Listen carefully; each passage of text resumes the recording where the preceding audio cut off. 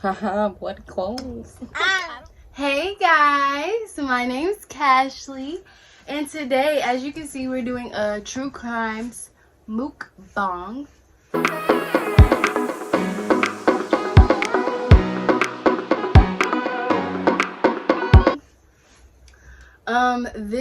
This true crime, I'm sorry guys, I'm hungry. I have shrimp, potatoes, corn, and eggs. And my daughter is around. So this true crimes, guys, is very hard to get all the details. There's literally been one documentary and one movie on it. And I watched them and I did more research on top of that. And it's still hard for me to know all the facts. You know me, I'm pretty sure they don't want to see your head. Come here. No? Okay.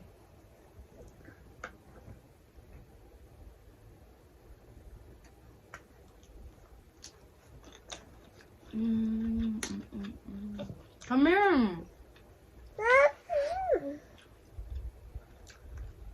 Okay, guys. So,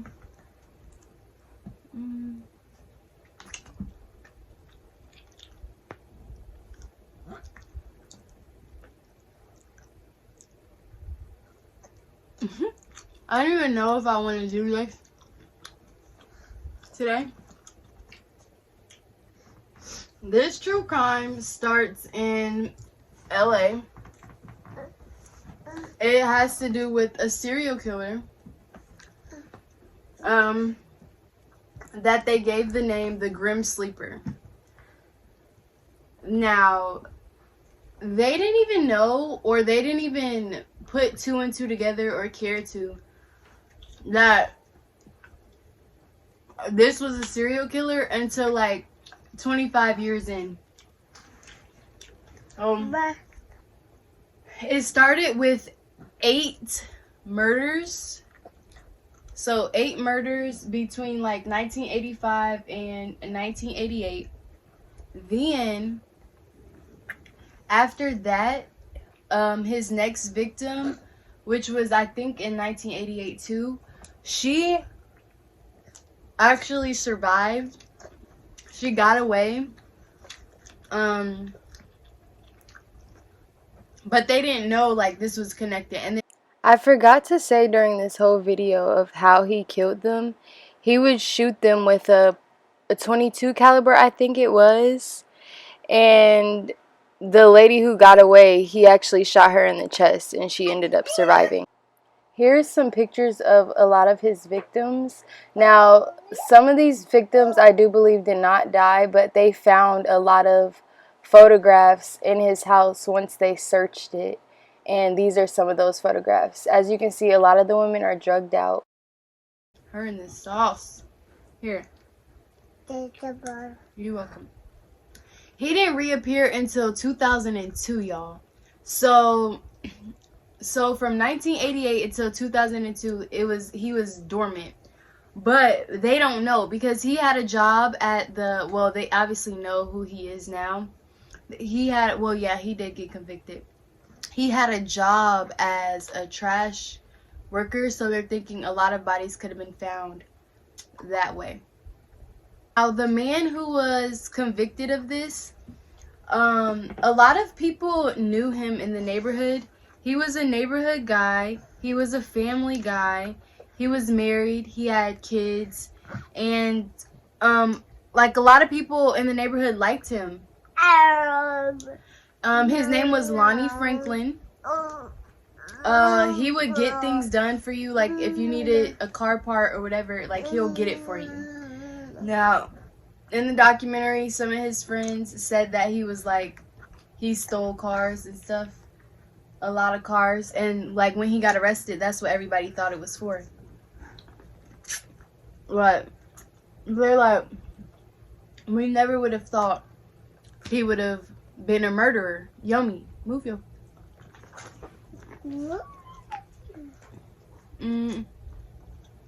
A lot of his friends partook in activities with him, like sharing pictures of like women in weird sex positions and just sharing pictures with women in general. And they're like, you know, just because you're into women doesn't mean you're like a murderer. Like, so everybody's saying like they didn't know. They didn't know nothing about it. Okay, I'm sorry you guys can't see my food, but my daughter keeps knocking where it was at. So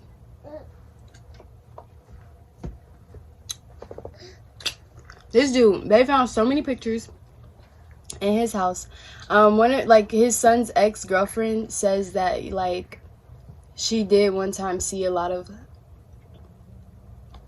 Polaroids in his car, but she never thought nothing of it.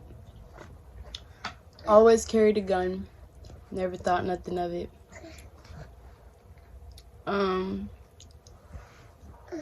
No. A lot of people just never thought a lot of anything, you know? When they brought him into custody, he acted like he didn't know nobody. Nothing. They showed him picture after picture after picture, and he was just like, no, no, no, no, no, no, no, no. So how they got him is because DNA. DNA was found because, first of all, the first time they found his DNA, they got it off a girl's breast. Because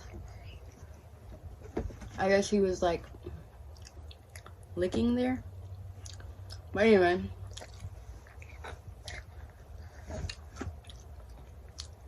He never got arrested, and they never, well, he got arrested a lot of times. He had a long record.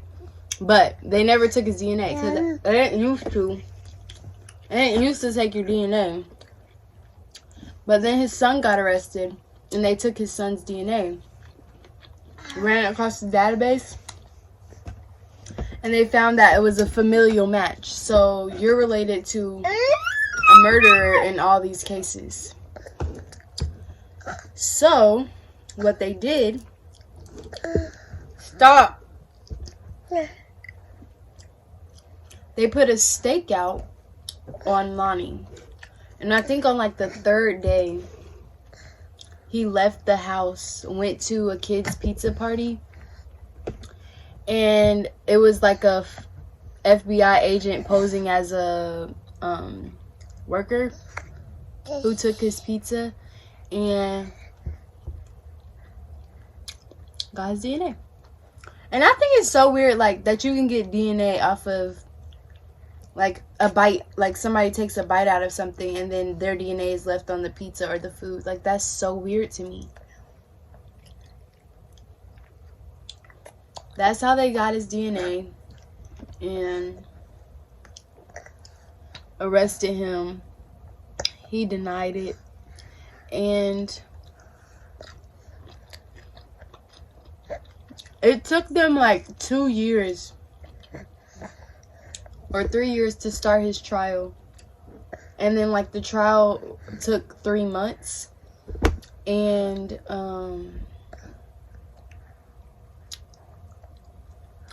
also one interesting fact is that there was one male victim in those victims.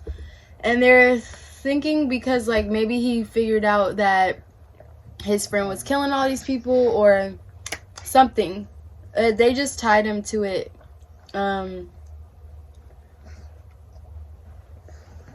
Obviously they don't know why, because he wasn't, what is the word called? He wasn't going along, like he wasn't saying like, yeah, I did it. Like he wasn't doing that. He wasn't admitting to nothing. They charged him with 10 counts of murder, 1 count of attempted murder. And so they they sentenced him to death, obviously. Like if the state has death, then obviously you guys will see why he would get the death penalty. You were killing for over like 25 years or something like that. Like, yeah. And so he got the death penalty. They also, while he was locked up or trial or whatever, connected him to like 5 more murders that they didn't try him for because he already had the death penalty, so just waste taxpayers' money. But he is connected to like a lot more murderers. I mean, a lot more murders. And I just think that's so crazy. Like the fact that he has a wife and like she didn't think nothing of it the whole time. I know, like, in one of the murders, the church van was supposedly used. Like, he used the church van to pick up the girl and then put the church van back. Like, that's so weird. He would hire people to do jobs for him, like get the car, go get the car. Like, first of all, he stole cars, so he would steal a car, pick up a lady, kill her, and then hire a crackhead, because this is back when the crack epidemic was big. Hire a crackhead to clean out the car and burn it, and they would do it for him. They would do it. Like, one of them was on the documentary and said he like found bloody clothes, but he didn't think nothing of it. Like, I mean, this is why it makes sense that they wouldn't think nothing of it. You're on crack. Everybody around you is on crack. You see weird stuff happening all the time. So you're not gonna be like, oh, bloody clothes? Murderer. You're just gonna be like, haha, bloody clothes? I don't freaking know. So let me tell y'all, the reason why I took the LAPD or whatever. I'm about to, you're so annoying. Okay, so the reason why it would take so long, I'm about to change the angle on y'all again.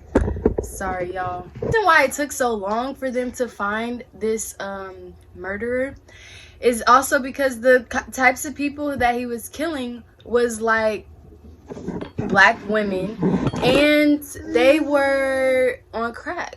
Like, they were deemed out as, what was the term that they used?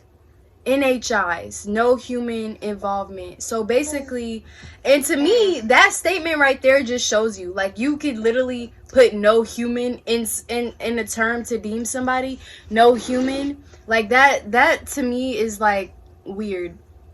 And that they could even have this term available is so weird to me. But it was because it was black women, and it was prostitutes, and it was crackheads that he was doing this to. So they didn't care. And the way the media portrayed them were like, you shouldn't have been on the street, you know. And the thing about it is, though, it made so many more women available because they didn't put this out there. They didn't put a sketch that they had out there of him. They didn't put a lot of information out there about him. And a lot of people have this conspiracy theory that the police knew or they were involved because they liked him, you know. He actually worked as a mechanic at a police station before. So it's just like they knew him, and maybe they thought what he was doing was good. And the reason why he didn't like crackheads so much, I'm sorry I keep saying crackheads, it feels so weird, it feels like a cuss word, but anyways, I don't know what else to say. People who did crack, he didn't like them because his ex-wife like spent all his money on that, and she was strung out and stuff. So it kind of made him build this rage up, and like he really didn't like women or respect women or anything.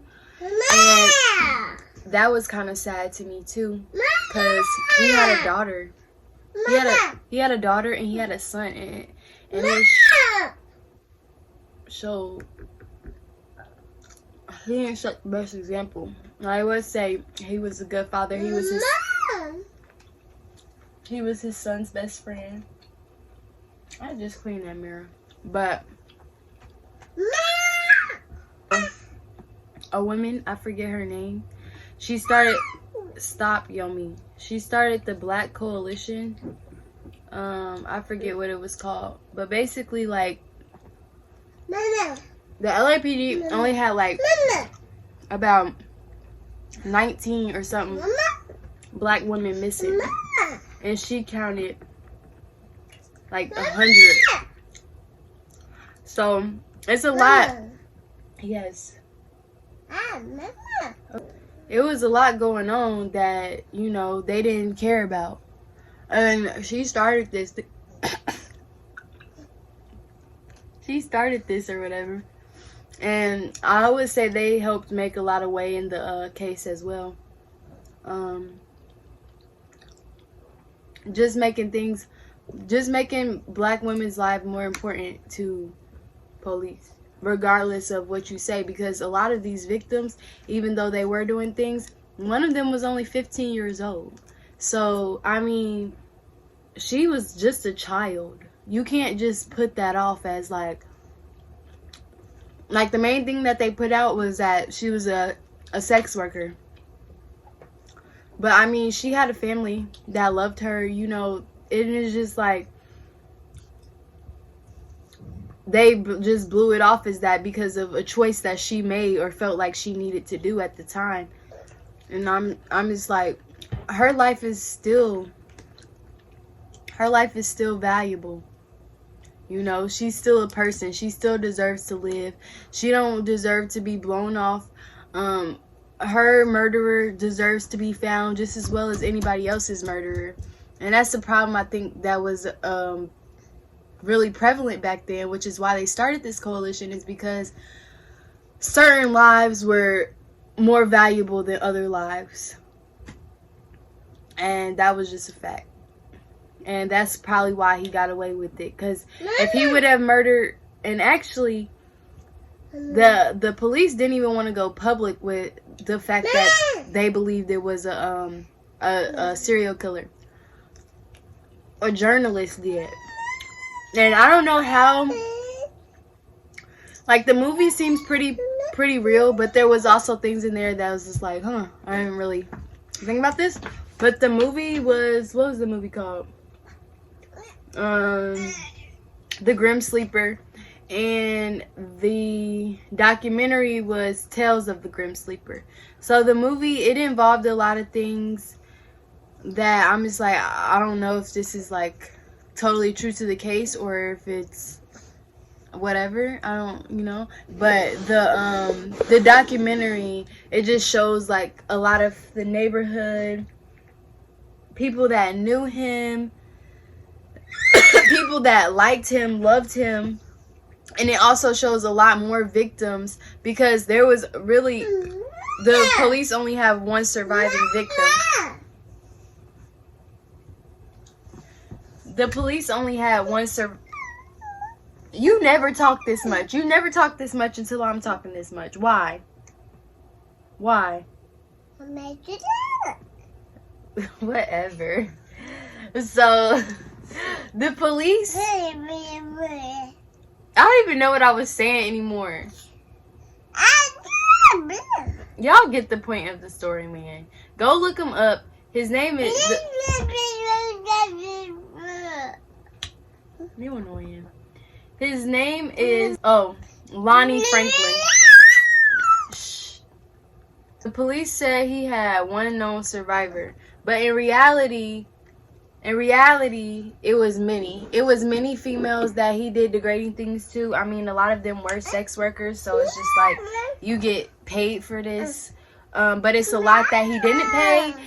I think his son is really messed up in the head, because one of the babysitters that was hired, he did stuff too, and his son saw it. If you guys want more true crimes, let me know. I'm gonna get better at telling these, because I don't like the way I'm telling it. I don't like my setup because y'all couldn't see my food. Oh, I guess I could have put this on a box or something. I guess I know for next time. I'm gonna get better with my setups. I'm getting better, y'all. Just bear with me. Grow with me. Grow with me. I don't know. I just felt like I don't know. What's the point of a true crime? Like, what do you guys want to know? You guys want to know the mystery? I think I'm going to do more mystery ones because this one you kind of like knew them. Like, the shows that they show, it's like they kind of knew the murderer. They kind of knew the murderer. Like, you know the murderer instead of whatever. But I'm going to do like a mystery one. But anyway. Guys, make sure you like, comment, and subscribe to my channel. As you can see, I have on no makeup today. I just thought, like, I need to not wear makeup today. Well, really, I didn't have time to do my makeup, but I was like, I'm still going to record because if you don't love me at my worst, then you don't deserve me at my best, okay? Okay, thank you guys for watching. Bye.